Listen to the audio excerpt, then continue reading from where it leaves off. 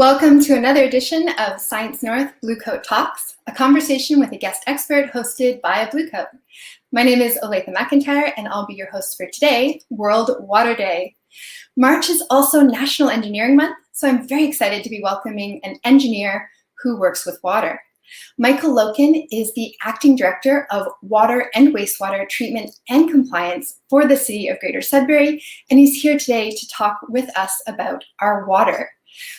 Feel free to join this conversation at any moment by leaving your questions or comments in the chat boxes. Welcome, Michael. Hi, Olathe. It's a pleasure to be here. Okay, so before we dive into the water, can you tell us a bit about yourself, how you became an engineer who works with water, and how you became the Acting Director of Water and Wastewater Treatment and Compliance for the second largest city by area in Canada?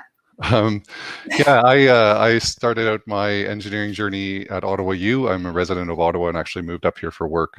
My background is in chemical engineering, and I moved up here to work for the mining industry and had a very good portion of my career working for Falconbridge and then Xstrata and Glencore, mainly as a process engineer at the Sudbury smelter site. And after 14 years, I was looking for a change in my career and had an opportunity to move to the city to be the first process engineer at the city in the water wastewater operations dedicated to water wastewater treatment facilities.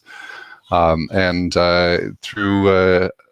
my work with the city, had an opportunity to move into management and now into senior management, kind of leading all of our water and wastewater treatment operations. And I also have my master's degree in process engineering that I attained at Laurentian University while I was working full-time and having kids and managing a busy life. Wow, well, congratulations. So to get us started, let's start with drinking water. Where does our drinking water come from? Yeah, so in Sudbury, we have a very diverse set of drinking water sources because we're such a spread out city. And because Sudbury is an amalgamation of what is essentially 12 communities. So for the majority of Sudburyans, from part of Garson all the way down to the south end of Sudbury, you get your water from either the Wahnapitae River or from Ramsey Lake in downtown Sudbury. So those are our two surface water treatment plants, and they feed Ellis Reservoir, which is our biggest water reservoir in the city.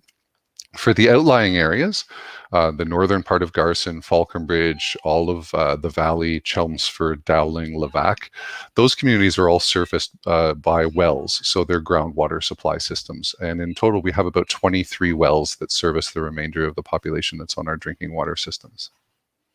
Okay, and for those of you who are joining us live, if you do have thoughts or questions about drinking water, please do send them in. And we have our first question already from Victor Kim. They're saying this is an interesting topic, and they're wondering if there's a significant difference between the water quality of our tap water and the water we would be buying at a store. We actually believe that the water quality that you'll get out of a tap in City of Greater Sudbury is actually of a higher quality than you'll get out of a store. Generally, the water quality in the water that is bottled has been demineralized, so you miss some minerals that are part of a normal water supply or a natural water supply. Mm-hmm. And our water supplies are extensively tested and assured to be safe. And we routinely also regularly win drinking water taste competitions at water conferences across the province and across the country. And we've been a multiple-time winner at the Ontario Waterworks Association annual conference for taste as well. And on a price basis, there's no comparison between buying in a bottle and buying from your tap. We sell for a fraction of the cost that you pay for a bottle, and also it's a more sustainable resource because you're not using a one-time plastic in that bottle. So we encourage people to use tap water. We think it tastes better, and we think it's a better supply of water for our residents. Definitely sounds like a really good deal. So how is that drinking water treated before we consume it?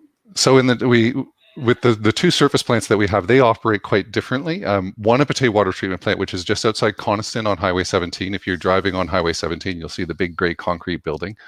And that is what we call a conventional plant. So that plant receives water from the Wahnapitae River. It's filtered, and then we run it. We add some chemicals in to act as a flocculant. We add what's called alum, and that flocculant takes all the really small particulate and allows it to clump together to be filtered out of the process. And then that's done through what's called a clarifier, or in a water process, it's called a reactivator. And then we run it through another filtration system with activated carbon and silica to just remove any incredibly fine particulate that's left over. The water is then treated with UV light to kill any microbes within the water, and then we add chlorine to maintain that disinfection while it's in the distribution system.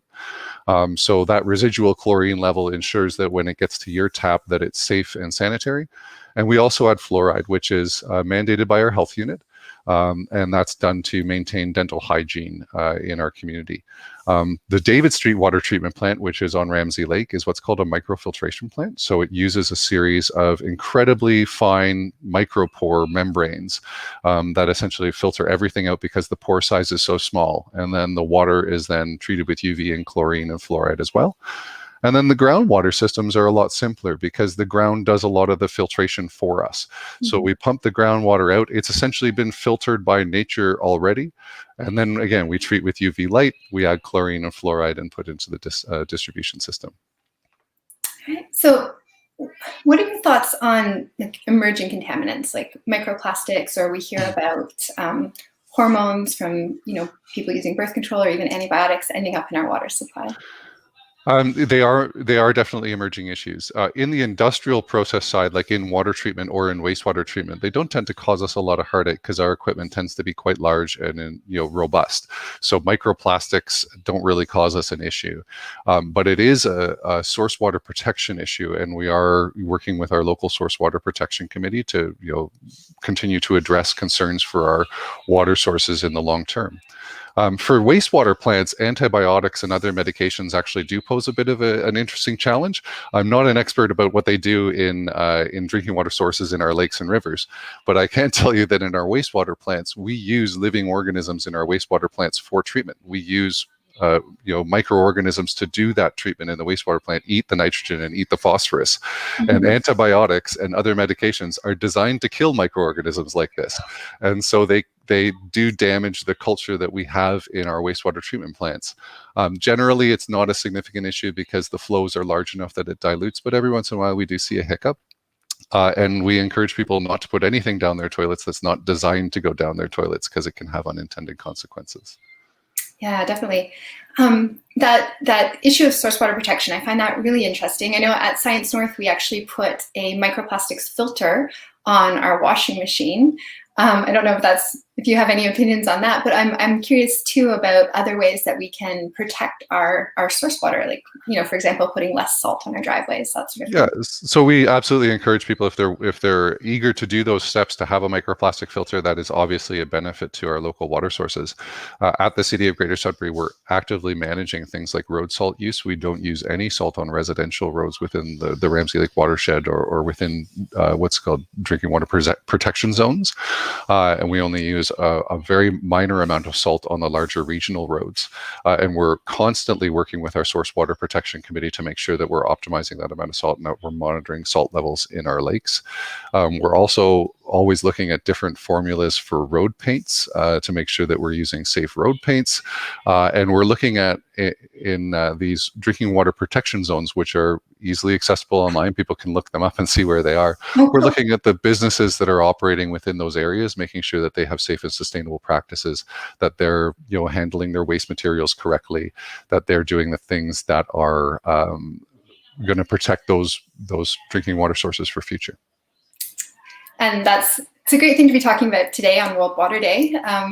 So this day has been observed by the UN since 1993, and the intention of this day is to inspire people around the world to learn more about water-related issues and to take action to make a difference. And I know when we were talking earlier, there's some even small actions like putting our fats into the compost that can really help, right? Yeah, we joke about it in the wastewater treatment plant world. My grandmother had a container by the stove where all the bacon grease used to go, and talking to many people, their grandmothers did as well. And fats, oils, and greases really do contaminate our systems. They build up in pipelines. They reduce the service life of our equipment. They clog things up. They cause backflows. They do all kinds of things. And then in the treatment plant, the microorganisms that remove the nitrogen and phosphorus from from our wastewater, they actually don't eat the fats, oils, and greases because those are hydrocarbons. And so they just kind of stick around in the wastewater plant, and we actually have to pay to clean them up, basically, to get them vacuumed out of the wastewater plant. So anything that people can do at the home to reduce fats, oils, and greases getting into the wastewater collection system is of real benefit to us. And even things disconnecting, and a lot of homes in Sudbury will have their eaves troughs or their sump pumps connected into the sanitary sewer system. That was kind of a construction practice in the 1970s and 1960s in this area. We encourage people to disconnect those. That's water we don't need to treat. It's water that can be safely discharged onto your lawn or into a rain barrel for use in your garden.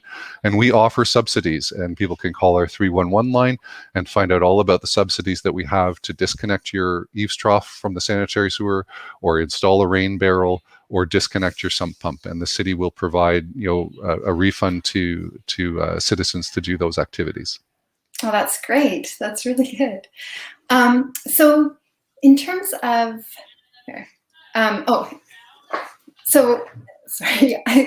one thing that just happened, like personally, I just had a request for a smart meter to be installed at the house, and this is something the City of Greater Sudbury is doing. How is this beneficial? How is this helping?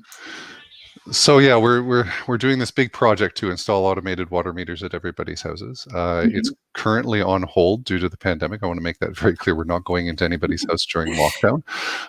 We are taking COVID as seriously as anybody else is. But one of the main issues we have in Sudbury is aging infrastructure. The average age of a pipe in Sudbury is over 50 years old. And as pipes get old, just like any infrastructure, they lose a little bit of their structural integrity. And so we know a lot of our pipes leak, and that allows fresh water out of the system that we've made, and also lets water into the system that we would have to treat that doesn't really need treatment.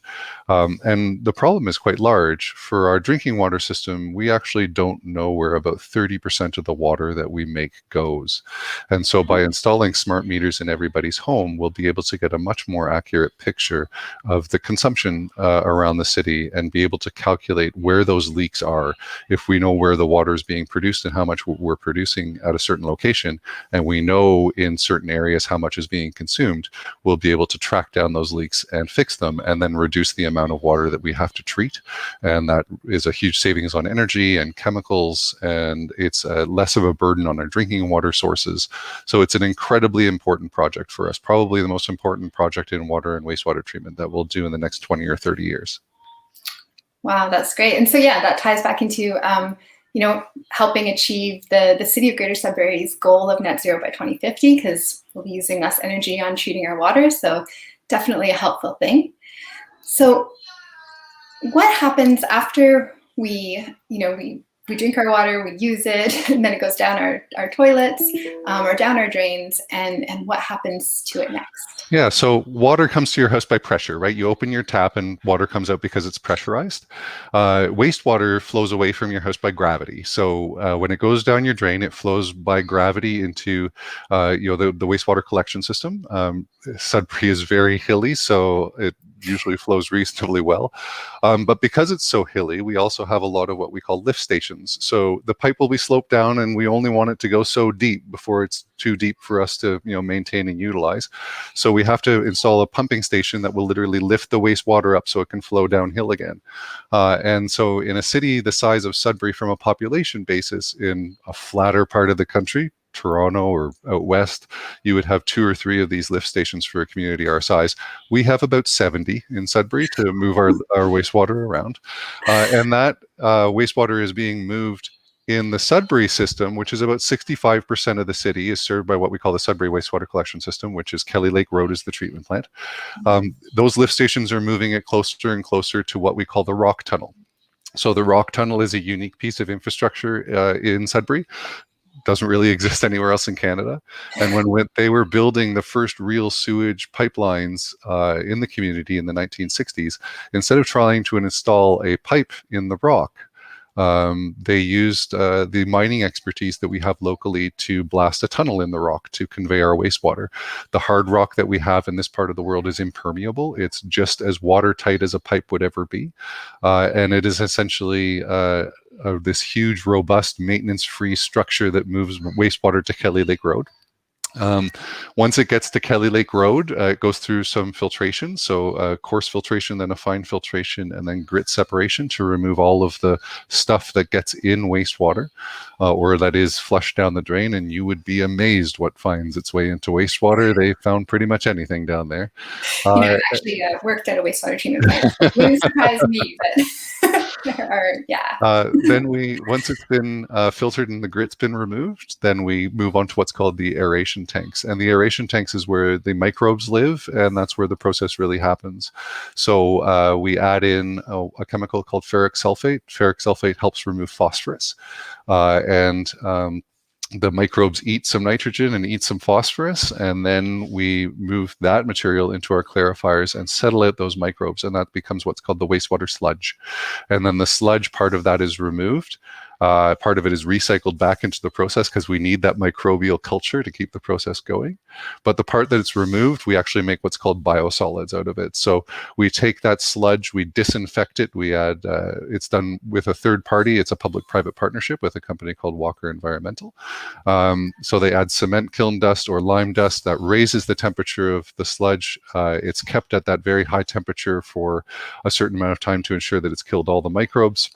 And then it's processed mechanically, and it's actually sold as a soil amendment or a fertilizer, and it's Canadian Food Inspections Agency approved. And so our wastewater, all of the wastewater treatment plants in Sudbury move their sludge to the Kelly Lake Road facility for this to happen. And so we produce a saleable product that's sold to local farmers and also the local mining industry as tailings coverings. So we have a beneficial use for the sludge that we generate from our process.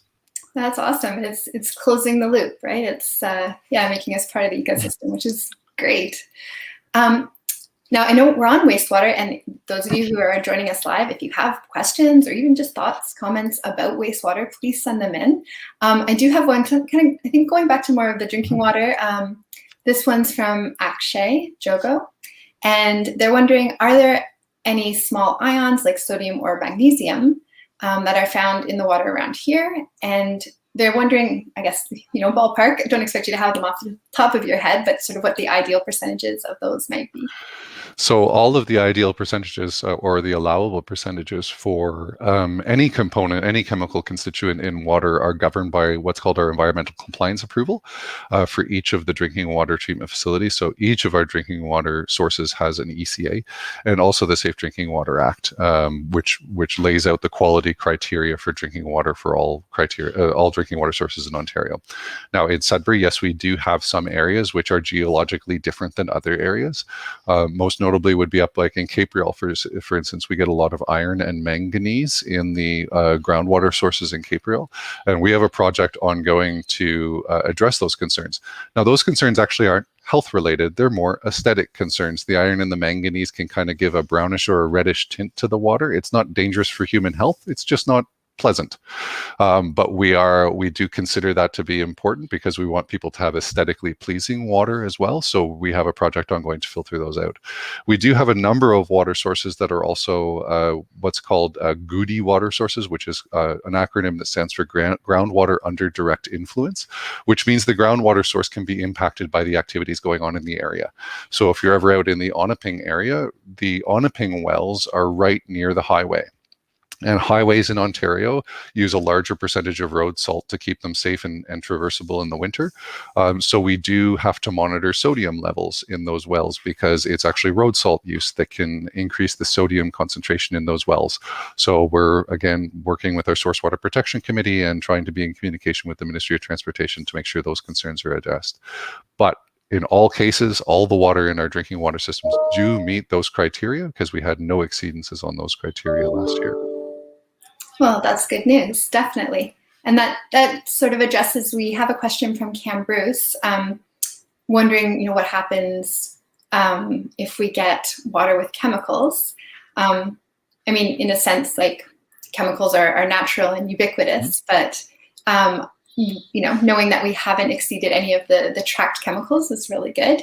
What does happen though if water isn't in compliance? So if we have a sample and we do regular sampling, we have a certain number of samples that are mandated every week. It's a huge number of samples that we process from our water system. And it's not just at the plant that we take water samples. We actually take water samples throughout the distribution system. We have sampling points that we have to visit in the distribution system to make sure the water coming out of the pipes is just as safe as the water going into them. And if we do have an adverse sample, the lucky thing for us is because we do have so many water sources available to us, is oftentimes we'll be able to switch to a different well while we diagnose the issue with the contaminant that we found. Luckily, we haven't had any of those issues in a number of years, but if we did have such an issue, that would be what would happen, is we would isolate that water source and do troubleshooting to figure out where the contaminant was coming from. Is it happening inside the process or outside of the process? We have a team of environmental compliance officers within wastewater treatment compliance who are trained and have specialist skills in spill abatement and water quality investigation. So they would actually go out into the community and try to track down those sources of contaminants and deal with them. All right, feel in safe hands. So you talked about the really innovative rock tunnel. It was a really cool story. And I mean, I guess our history and our landscape, have really influenced the kind of water systems that we have. Did you want to talk a little bit more about that? Yeah, so people just don't understand the scope of the infrastructure that we have in Sudbury, right? So again, for a community our size, from a population standpoint, you would have one water treatment plant and one wastewater treatment plant. For example, my colleagues in the city of Saskatoon, which is actually a much larger municipality than us population-wise, they have one water plant, one wastewater plant. So we have the 23 wells and the 2 surface water plants. And then on the wastewater side, we have 2 operating wastewater lagoons, one in Cape Real and one in Wanapate. And then we have 10 wastewater treatment facilities on top of that. And those wastewater treatment facilities vary in size. There are some that are very small, like the Dowling wastewater plant or the Falconbridge wastewater plant, and all the way up to the large facility that we have at Kelly Lake Road. But it's a tremendous amount of infrastructure for us to manage, because each of those individual communities built their own wastewater and water systems as they developed. And we had to take on all of that infrastructure when we amalgamated as the city of Greater Sudbury. Do you feel like it's operating more efficiently now that it's amalgamated? I mean, you don't we are constantly making efforts to make sure it is operating more efficiently, and looking towards the future, there are things that we're planning to continue that evolution. We are planning in the future to, for instance, decommission the Lively wastewater plant and pump that wastewater to the Walden wastewater facility. The Walden wastewater facility is bigger. It's a bit of a more robust design. It has the capacity to do that treatment. And it would mean that we, instead of having 2 treatment plants in that part of the city, we would then have 1 to manage and maintain, which will be a lot more efficient and easier for us to operate in the long term. So we are looking for those opportunities. We also, for instance, a couple of years ago, took all the wastewater from Coppercliff, which was formerly being treated by Valet at their wastewater treatment facility. They've closed that facility now. We take that wastewater to the Kelly Lake Road facility and treat it there. So we are trying to find those efficiencies. We are trying to move our operations forward. We understand the challenges that we have with such a distributed system and such a huge land area to service, but we are always interested in giving the best service that we can to the ratepayer. So it sounds like we're moving in a direction of not we're sort of deprivatizing water treatment here. Like, it sounds like in the past maybe the mining companies were taking on some of that responsibility, but we're taking it back. Yeah, so historically, the mining companies did, because they built those communities, right? The town of Falconbridge, of course, was built by Falconbridge, and their wastewater and water systems were owned by the company. And the city purchased those in the 1990s. And similar out in Onaping, the Onaping wells were built by Falconbridge, and we took those on from the company. And Vale, they still have some of those treatment facilities that are within their operations. And interestingly enough, for the people that live in Lively and Walden and Coppercliff, drinking water is actually purchased from Valet, from the Vermilion River Water Treatment Plant, which is owned and operated by Valet. And then we distribute it through our distribution and collection system and do all the sampling and monitoring and work with Valet to ensure that the drinking water is just as safe, as high quality as any of the other drinking water that's supplied within the city of Greater Sudbury. Very good. And on that assurance of quality and that sort of thing, you've talked a bit about government legislation. Do you want to talk a little bit more about the role that government legislation plays in protecting our water and getting Absolutely. us water? Yeah, so in Ontario, we're lucky to have some of the strictest water and wastewater treatment regulations in all of North America, and most definitely in all of Canada. And as with many legislative mechanisms, it comes out of tragedy. For those who are old enough to remember the Walkerton tragedy that happened in Walkerton, Ontario, in 2001. That was a situation where contaminated water led to thousands of illnesses and dozens of deaths due to E. coli contamination. And there are a number of those incidents that happened across Canada that are somewhat less well known. North Battleford, Saskatchewan was another very notable one where a failure in infrastructure led to a large number of illnesses. And it was completely preventable from an infrastructure standpoint. So the Safe Drinking Water Act was put out in 2006, and it provides the most rigid framework in Canada for ensuring that drinking water supplies are kept safe and that residents receive high quality drinking water at all times. That is from a sampling perspective, an analysis perspective. We have to have all of our samples analyzed by a non-biased third-party lab. That lab reports the sample results to the Ministry of Environment, Conservation and Parks independently from reporting them to the city. So they're independently reported and verified. They have to be independently accredited. Our operators in all wastewater and water treatment facilities also have to be licensed operators, which was not the case historically. They just kind of got on-the-job training, but now they have to go through a formal education and licensing process. There are 4 levels of licenses. They start out as an operator in training and then move up from level 1 to level 4 in licenses. And that is actually a very strict and arduous program. To get a level 4 license requires a lot of experience and a lot of education. And I admire all my operators who do get that level of qualification. It means they're incredibly skilled at their job and engaged in what they're doing. So this whole system where we have third-party oversight, the ministerial oversight through our environmental compliance agreements, licensed and certified operators, means that we're really confident that we can provide safe drinking water, and also that we're really effectively treating the wastewater that comes through our systems to protect our source water and protect our local environments. We're really conscious here that we live in a beautiful city that has beautiful water sources and beautiful lakes. And, those of us who work in water and wastewater treatment use them just like everybody else does. And we want to make sure that they're there and they're kept beautiful and pristine for the future. That is awesome. I feel the same way. I love walking along Ramsey Lake, and it's sort of, I know not everybody's drinking water comes from there, but it does feel sort of like our common water. And it's a nice focal point. And I should qualify now that you've mentioned how educated you have to be to work at a wastewater treatment plant. And I was at one. It was as a research student doing my undergrad degree. So I did some work, but I wasn't didn't do all that training. Wow. So thank you so much for joining us today. We have a couple more minutes. If you guys have questions out there, those of you who are joining us live, please do send them in. And before we, sign off for the day, do you have any sort of just last? I mean, you just had a beautiful message there. But if you have, we do have a question coming in here. So where people clean water, what would happen if there was something like poison or a dangerous chemical in the water? I guess, could water coming in have an impact on people who are in the plant working?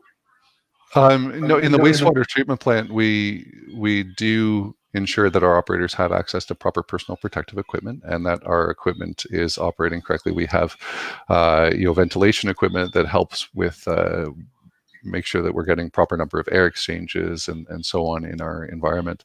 Our operators are very aware of the hazards of working in a water or wastewater treatment facility. It's hard not to walk into a wastewater facility and be aware of what the hazards are. Yeah. So they're very conscious about safety, particularly with their hands for cuts and exposing their hands to contaminants.